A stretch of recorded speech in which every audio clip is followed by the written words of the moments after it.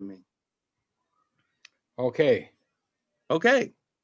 We are streaming live now Okay. on Facebook. And Daniel Dubno, one of Yeah. my favorite people in the world. Yeah, I am one of my favorite people too. You are one of your favorite people, as you should be.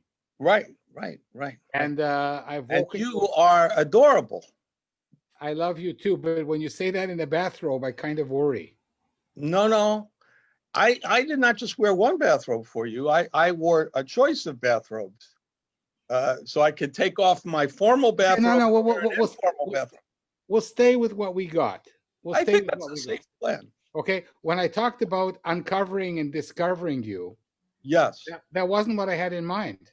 that's probably wise. That's But probably we have to start with the jingle. okay. So Let's are do you it. ready for the jingle? I think I know it. Okay. Well, you don't have any choice. So All right, play the jingle. okay. Here we go. It ain't CBS, but it's Mel. Look at that. It's Grab a beautiful. seat, or we'll sweep you off your feet. We move, we groove, you got Mel. Ease your legs, rest a while. All you gotta do is smile. We're swell, can't you tell? You got Mel. When the show begins, you better hold on real tight, or before you know it, you'll be high as a kite. Take a break, settle down. We're the only show in town. SRO, don't you know? You got Mel. Give it up, don't think twice. We're a hurricane on ice. What the hell? Give a yell, ring your bell, show and tell. Mademoiselle, give a smell. You got Mel. Woo! You've got Mel. And What? Mel has Daniel Dubno. So Wait, so who's the guest going to be? yeah, the guest, it's a surprise guest, but until he comes, or she, Okay, at least or them. so now we've narrowed it down to half the population. That's good. Yeah, you're the surprise. I'm the fill-in.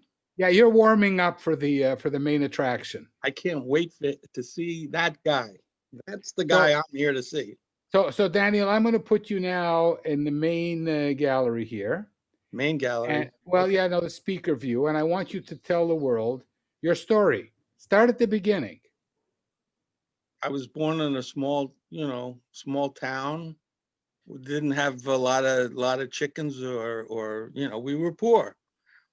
You want me to start at the beginning? Huh.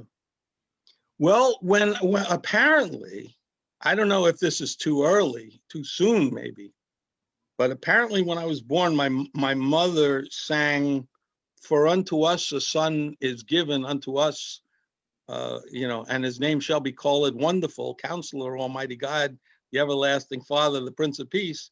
So I guess I'm like every other Jewish boy in the world whose mother wanted him to be the Messiah, but it didn't turn out exactly. No, no, not. But I do remember when I was at age 7, and I'm walking down the street. I remember exactly where, West Fifth Street in Coney Island, in Trump Village, in case we want to slur someone who deserves a slurring, a good swift slur. And I'm walking down the street, and I realized that everything I want to do in life at the age of 7 could be done at CBS News in special events. I kid you not. Is this true? Truth. Emis. I watched all this really interesting stuff. I watched the space, the Apollo projects with great excitement. And I knew I was too brave to want to go fly in one of those things by myself. I wanted to have a very comfortable view so I could make sure that everything was going well for everybody else flying in it. And I saw, the conventions, and I watched people, the Democratic conventions and the rioting, and I thought, that is great stuff. I'd like to do that from the control room if possible. And I thought television, I seriously thought that television would be the most wonderful way to educate everybody about the magnificence of the new generation that we were born into. And Modern Farmer was on television. I would Before it would go on the air, there was Hash in the morning, and I would just watch the shh, and then they'd put up an Indian, which is now politically incorrect to do, for with instead of color bars, and because it was only black and white, and they would focus, and they really didn't do very much other than put the picture up and tweak one level or another. And I would sit with great, like, first there's Hash on at 5 in the morning, and I'm sitting there for about 45 minutes to an hour watching, and then the Indian pops up, and oh my God, and then The Native American, Daniel, Native American. I understand, but back then it was what it was. Now, today, it's indigenous peoples, and even that doesn't politically correctly say what they were the owners. We are the tenants. I think that we the Jews also need a proper name. The fleeing people. I think that's what we could. No, fleeing people has a very bad connotation now in this era of disease and infection. Well, we were it. That's what they thought. Yeah, but then you have to FLEEING. Yes. You don't want to go through that. Anyway, so you're 7 years old and you're watching. I'm 7 years old. I hope you've got about 600 hours, because I'm going to go through it in I'm until the next guest shows up tomorrow at the same time. Yeah. All right. So I decided, for a bunch of good reasons, actually to a 7-year-old, they were brilliant reasons, that I was going to make it big in television so I could educate the world instead of watching it. I liked television. I liked Modern Farmer when it came on, that show, because it taught everybody everything you needed. You didn't have to farm, first of all. You could watch it. It was so great. The labor savings of watching it alone. Who had it? I was up at 6 in the morning, but if I didn't want to be, it would be simple to just watch it whenever. In what part of New York did you grow up and watch TV? Well, New York, with all in all deference to Israel, which is, the second greatest place on earth. The first greatest place is New York. And in New York, in the 5 boroughs, Brooklyn obviously is transcendent. And if you want to be in the highest form of Brooklyn, you'll be in Coney Island. And Coney Island is where everything you look out in every direction and you're just disappointed anywhere you look. No, it was the Emerald City in the distance. I could see from Trump Village, from where we lived, all the way in Coney Island, the end of the earth. If New York is a centrifuge, and the wild stuff that's far flung to the edges on that centrifuge, that would be the outer boroughs, and Coney Island would be the end, and all the wackiest stuff was flung there. So you were walking distance from the rides and the boardwalk and the hot dogs. I literally, truly, I'm not kidding you. I'm on the 16th floor of Building 7 of Trump Village, which was the closest to the cyclone, and nothing says comfort and peace and joy and tranquility when you're going to sleep to hear people screaming at all hours for dear life. You're hearing click, click, click, click, click, click, click, click, click, click, click, and then you're trying to go to sleep, and everyone, and then, and I swear to you, this is true, all night long, you'd hear this poor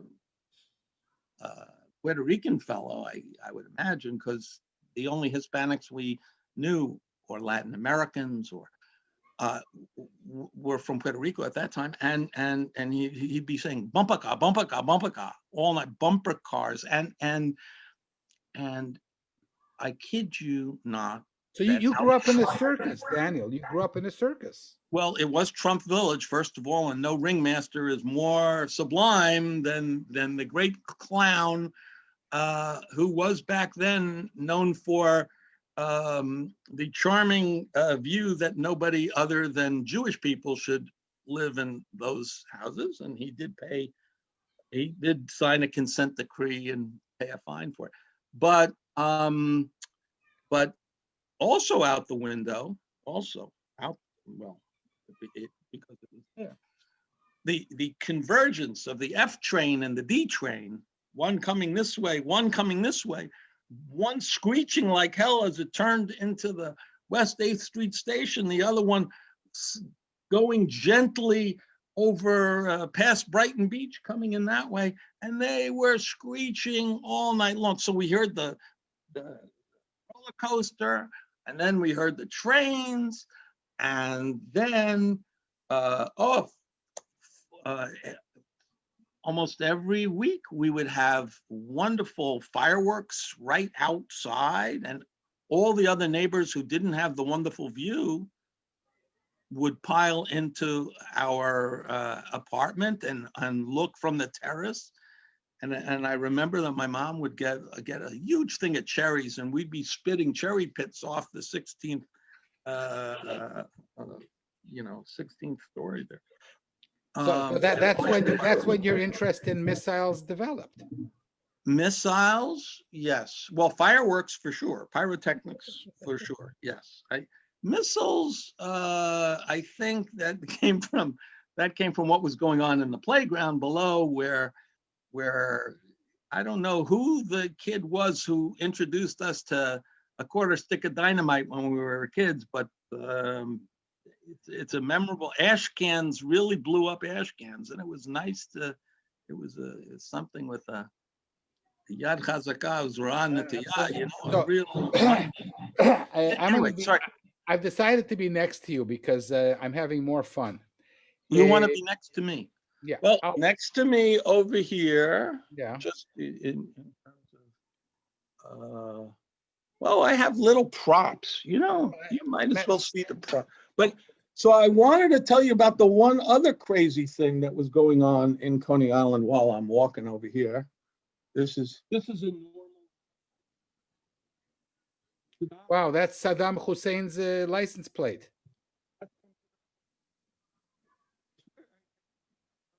Daniel, have you left me?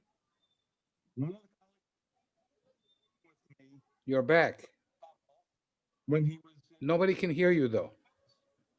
From the staff cars, and I have one of those here.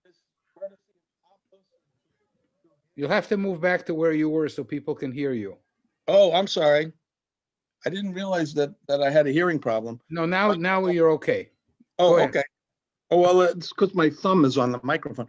Yeah. So this is when I shot. This is when I shot the. It's interesting. Pablos and Friedrich set up a high-powered ping pong ball shooter that went Mach 2.05, the world's speed record for shooting a ping pong ball through a paddle, and it would have put a nice hole in anybody, but it won the world's record, according to us at least, of the fastest. I got other stupid things. I don't know. The fastest ping pong ball in history. I don't know why. And the license plate belonged to whom? Saddam Hussein. It literally was taken from his staff car. So that really is Saddam Hussein's license plate? Yeah. Oh. I have other ones, but I'm not going to tell you about that. I should actually get it for guessing what it was. Oh, well, I also said it, but it's okay because that has the added convenience of making it true. Not well. So keep going. So from the age of 7, you wanted to be in TV biz. Since I was 7, I wanted to be in the television business because I thought it would be useful to educate people about the world. I had a lousy childhood with terrible parents. I'm kidding. I had wonderful parents. They were terrific. Everyone was wonderful. And now my wife's coming home, which will make this a much more. Hello, Lisa Bernstein. Come on in. Bring her on the air. Bring her on the air. Bring her on the air. Now she's about to tell me something. She's about to make. She's going to go to the farmer's market with the dog. That's how we get free stuff. I'm on with Mel on the great television extravaganza. We've got Mel. Well, make sure that she brings the dog back from the farmer's market. That's the trick. Why? Who wants the dog? There's You lots want of a people dog? who want I'll dogs. send her. They got FedEx. We can DHL this little baby to you. We have This is somebody. my darling, the Hamoudi Mel. Hi there. Dr. Mel. Hi, how are you? Hi, Lisa. How are you? We can almost see you. Oh, wait. Sorry, nice to meet you. I just walked in from walking the dog. Okay. You're on the way to the farmer's market. That's right. Exactly. Where's the dog? Are you going to leave me the dog? No, she's coming. Oh, good. Better we know where she is than we don't. Okay.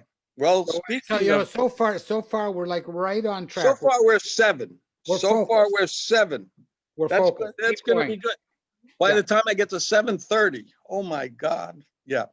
No, so the whole point was that I thought television would be a way to educate, and I wouldn't have to be one of those poor suckers sitting at home.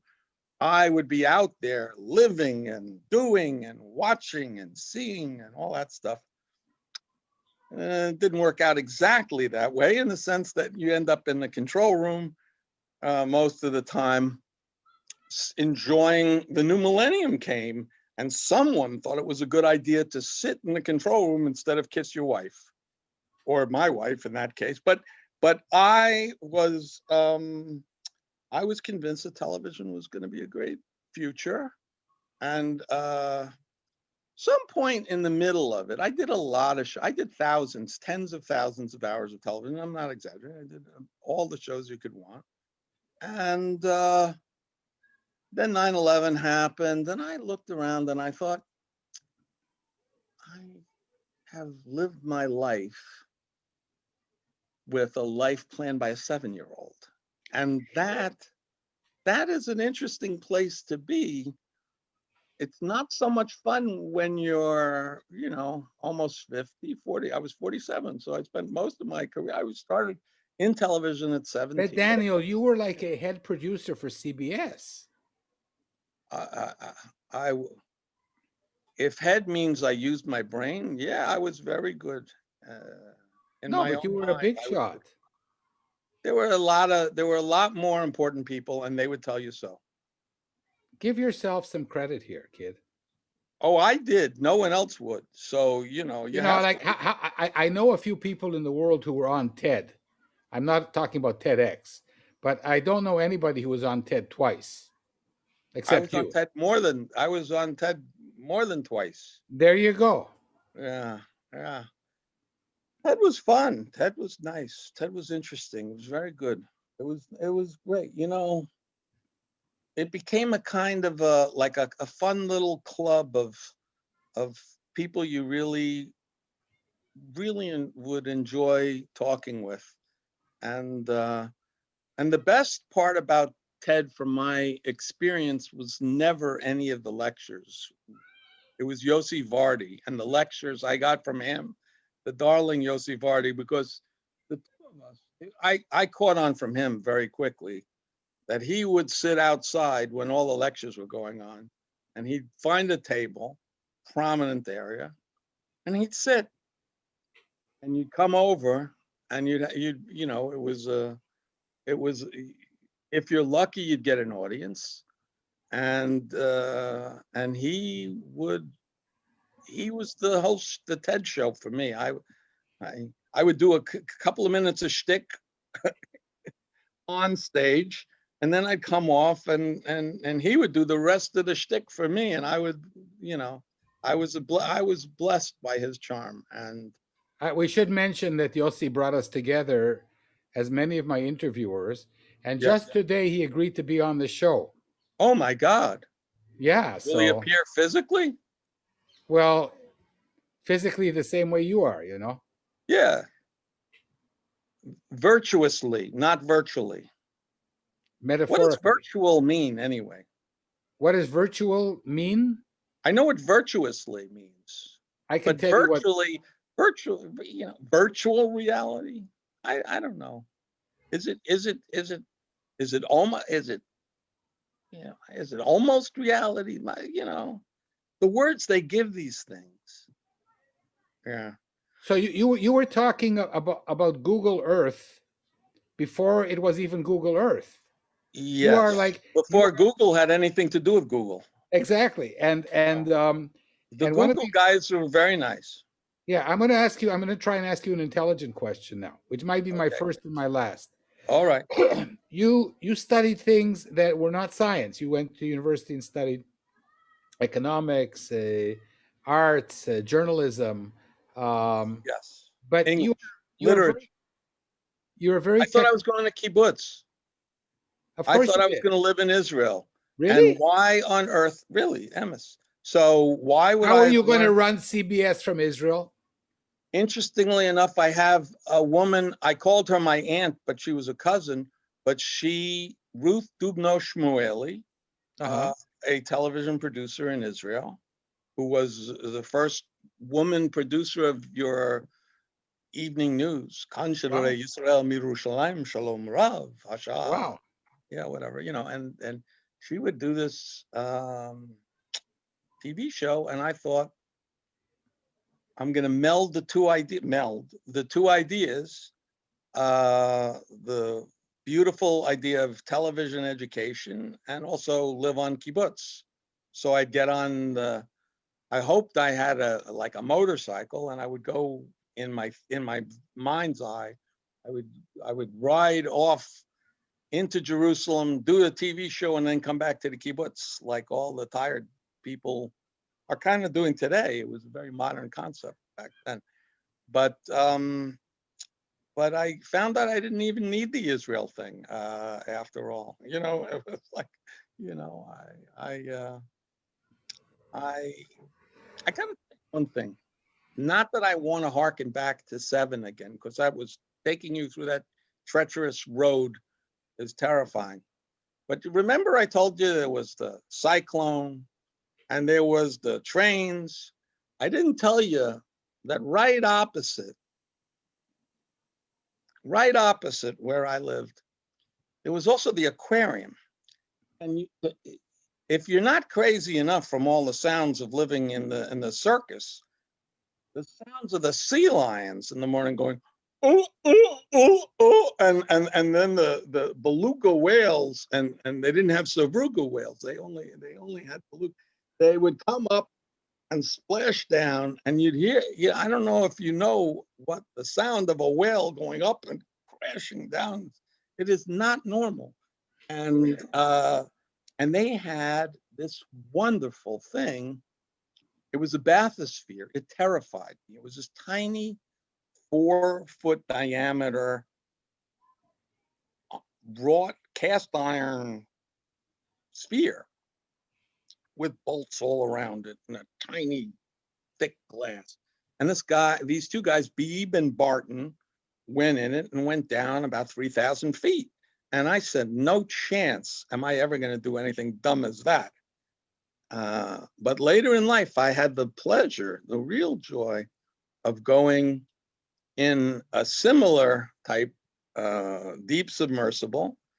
And I'm glad I got to go to the bottom of the Galapagos Rift in Alvin, the deep submersible, and see chemosynthetic life, those tube worms that are riftia, they're called. And they have the little kind of blood red color to it, with chitin on the outside, white, and they're sucking that sulfites and making life at thousands and thousands and thousands of feet. So it was below the surface. It was really kind of fun. I had a great time. I did it, and I'm very glad. So you didn't make it to Israel, but you made it to the bottom of the ocean. Well, I did. I was on Machon Lamadchai Chutz Laaretz. That's the Institute for, junior. Uh, For up and coming Jewish Zionists. arbitrageurs. What? For up and coming Zionists. Yeah, it was up and coming. You know who was in that? Interestingly, besides my mom did that back in 1954 or something. Yeah. But you know who also did that? That Sacha Baron Cohen, of all people, long after I left, he did that, and I think that I left him his talent. Yeah. So I mean, he's an astonishing guy. Great. Anyhow, it's in Talpiot for those people who care about, Zionist history, which is an ever expandingly contracting group. Yeah. So it was fun. But it turned out I didn't have to do the whole, I lived on kibbutz. I picked chickens or gathered cotton. I don't remember which I did. I did all kinds. I did the whole thing. And I found out I was totally allergic to everything on the kibbutz. It was really a great experience to grow up thinking your destiny would be in television on the one hand, which has no smells at all, as an expert of smell-o-visions. But which brings me kind of jerking and crashing to the question of have you been discussing COVID and the loss of smell? What is it? Anosmia? Is it anosmia? Is that the word? You're a smell expert. I only played one on TV, but so I had COVID apparently back in March when it was fashionable. Before it was fashionable. I was an early. You were an early adopter. Yeah, exactly. I was an early adopter, and not recommended. I've had worse kidney stones, a lot worse in terms of agony. Sitting at a table when you're not going to win an Emmy Award, that's almost as bad. But when you lose a sense of smell, when you lose a sense of smell, you know how you can really tell that you have anosmia? If you've had kimchi in the refrigerator, that wonderful Korean, it's not good kimchi until it's really rotten, and it has to smell like really rotten stuff. And you open it up, and you're aching, and you're in every possible kvetch that's going on in your body. Your whole body is saying, "Get me out of this mess." And you open up the kimchi just to get a whiff of reality. I mean, it's nothing says "I love you" like that, and you can't smell it. And you're holding it in front of your nose. Usually, you'd be knocked onto the pavement and stepped on by K-pop dancers, but you are not getting that. You are not smelling anything. And if you're chewing on it, it might as well be rubber bands. And it's so interesting. The loss of smell is a very interesting thing to happen to you. So that clued me in that I might have it. That and the fact that people were dying, including people we knew, and it was kind of sad. But the reason I bring this up, other than self-aggrandizement, which is usually at the root of everything I say, is that I have gone through the opposite of late. And I mentioned this to you, an expert doctor, on pretty much everything. I mean, who else teaches a course on Bob Dylan? Taka. But I mention this because I went the opposite direction, where suddenly smells that everyone could tolerate. There were things I could not tolerate. The smell was so powerful, so strong, so horrendous. A- a- It, it, the heightened sense of ability to smell things is a blessing because it is kind of fun, but it's a terrible curse at the same time. When you open up a dishwasher and you can smell something that nobody else smells, it's an amazing thing. What I've discovered in life so far is we know nothing. We know very little. We know God little, you know. Doctors, smart guys, smart people. Basically, if they hadn't found a little bit of mold repelling bacteria,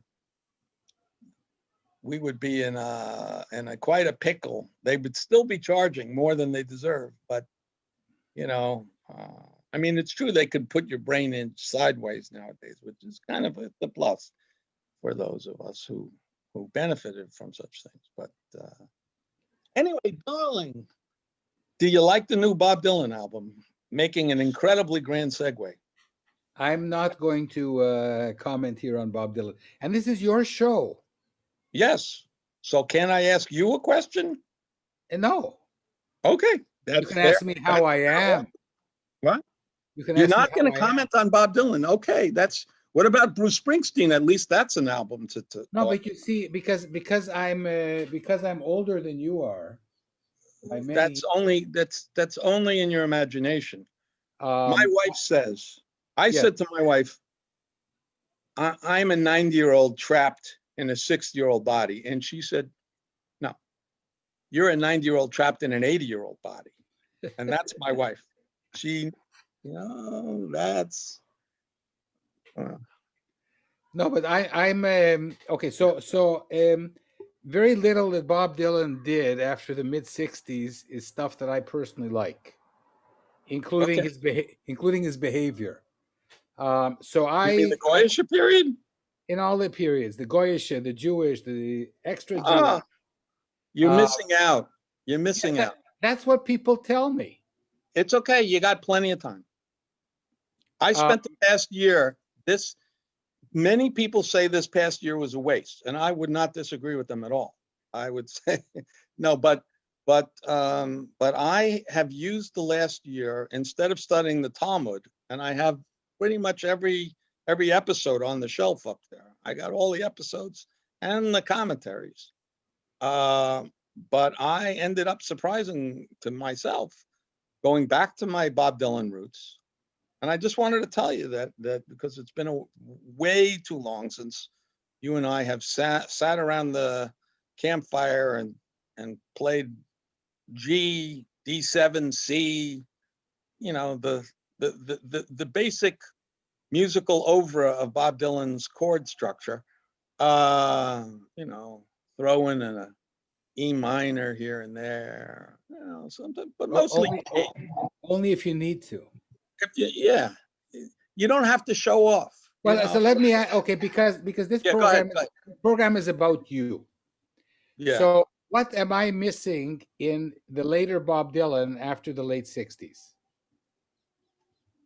What are you missing? He has a few spectacular hits, but beyond that, the guy's been alive A few for spectacular hits.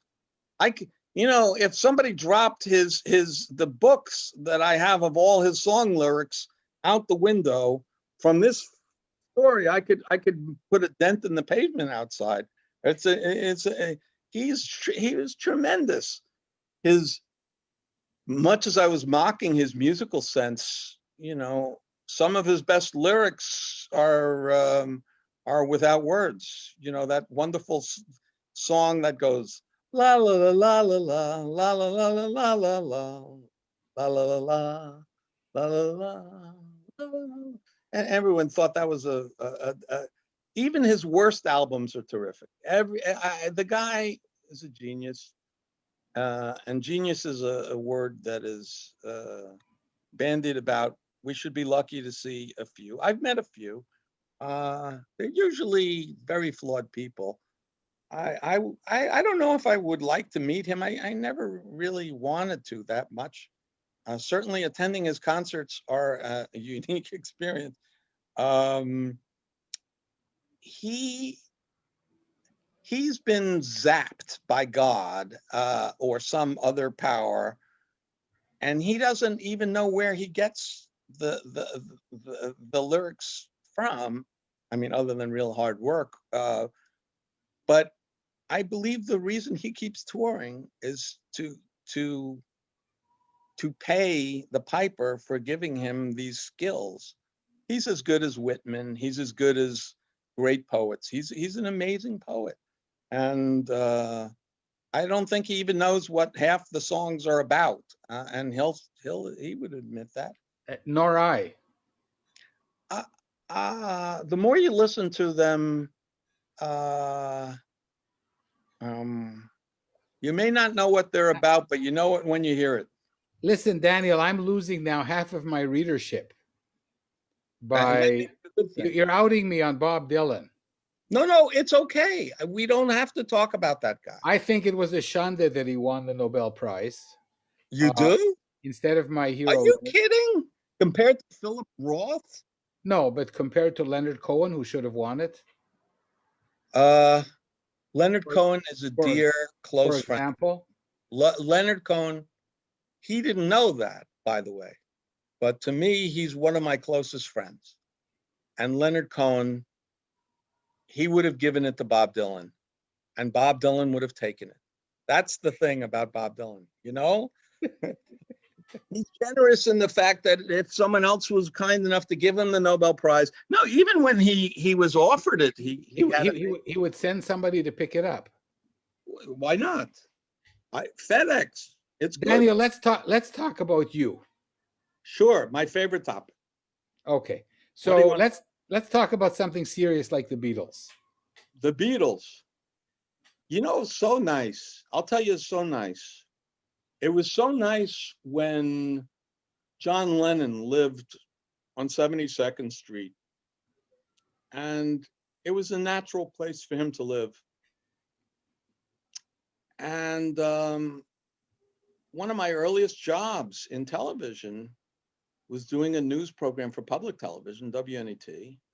And if I describe how the show got to be on the air, it was, first of all, I believe the internet has ratings, of different types that, it's too dirty a story to tell you how this show got on television. But one thing that was cool, being a 17, 18-year-old person, and terrible and horrible, beyond horrible, is you can't conceive of something so awful as somebody shooting this person who was gifted beyond all, who was so creative and so in love with his wife and their new child. They had a perfectly good old child who they didn't treat all that wonderfully, but who am I to judge, But we had a guy who I worked with. We heard there was a shooting. He went to the wonderful place where Lennon lived, and we were like first on the scene. And he's calling from a payphone, and we were on the air, and we did nonstop coverage from a guy keep putting quarters, and then it was dime, nickels, I don't know, but it was terrible. And then he moved locations to the literally across the street from where we were broadcasting, the hospital where Lennon died, and it was just the most odious, awful, terrible thing. And I mention all of that not for the maudlin quality of it, but kind of in a joyous weirdness. I'm sitting in a perfectly delightful restaurant that's vegan, which is feh by definition, vegan feh. Now the thing If I want to eat out of my garbage, I'll stay home. the vegan the good thing about a vegan restaurant is it doesn't matter whether you have an anosmia or not. Yeah, who know? I mean, it's a variation on the theme of onions and garlic. I mean, but anyway, there's another Beatle, not the one who plays drums, and not the guru. George Harrison, what an incredible guy he was. What a musician. Ringo, funny guy. You know, what key is this piece going to be? He said before playing the drum. I mean, the guys. But in walks Paul McCartney, who somehow managed to get out of the horrible marriage that he was in and marry a very nice lady from the Upper West Side. And there he is, and he is the nicest, sweetest, most lovely human being you could possibly imagine. He's Paul McCartney? Paul McCartney. You met him? I did. It was lovely. Everybody, this is what New York is about. You're sitting in a restaurant. Paul McCartney comes in. He orders a bunch of stuff that you barely can believe you're eating in the first place. And nobody says, this is fat. No, nobody says that. What they do is they keep eating, and they look at him, and he nods at you for not bothering him when he's ordering chopped minced onion with garlic or garlic with minced onions or whatever. And you get a kind of nod, and you give him a kind of nod, like you're in it. We're in the elevator together. Someone's farted. No, you're in the elevator. You're in life together, and you being a cool New Yorker, and him being the coolest, among the coolest people walking the earth. And we have our meal, and there's no need to just hug him like Aunt Betty coming up, with the big bust, and I haven't seen you in five concerts. It's really kind of, it was great. It was wonderful. It was I love the guy. So you met him, but you didn't Kintyre over and over. Yeah, you met him, but you didn't share a word with him. I didn't have to. It was more. You shared a cosmic veggie meal. Right now, in this masked environment, I would share too much interpersonal space. It would be on the front page of the Post now if we were that close to each other. But Daniel, for somebody who loves Ringo and George and Paul and John, right? If I were to ask you to pick your favorite Beatles song, because we have to end on a high here. Yeah, and it's easy. It's really easy. The finest Beatles song you've asked me. I know this will surprise you because it's such a hard choice. Daniel, for me, little will surprise when it comes to you, my dear friend. Till There Was You. One of my favorites. And yet, they made more money. The family who wrote this phenomenal musical, The Music Man, where it first appeared, Meredith made more money letting the Beatles sing this song. Gave them more money than all of The Music Man, the whole show, the movie, they made more money off the Beatles singing their damn song. And Till There Was You was written by Meredith Willson. Wonderful. And the strangest thing about Meredith Willson is, you know what? That he got away with it. It was a guy named Meredith. Yeah, of course it was. I mean, he was with the great Imperator. He was with Creator. So the Beatles sang this cover. Beautiful. And I teach it to my students. Of course you do. I can probably even play it for you. You'll play right now? I don't know. If the piano is working, I will play it for you. Oh, please. That is so nice. What a treat. But then you have to sing it. This Mel show, I thought I would just come on and watch.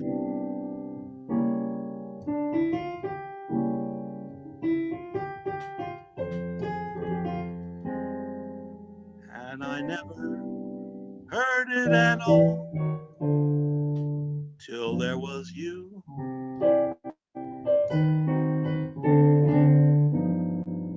There were birds on the hill, and I never heard heard them singing. No, I never heard them at all.